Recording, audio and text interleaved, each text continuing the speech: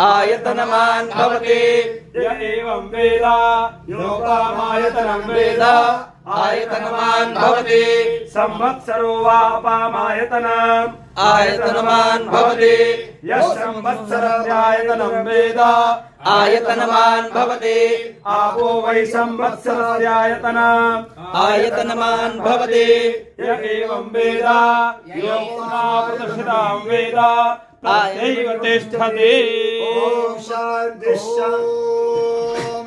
तदन्ताय विद्महे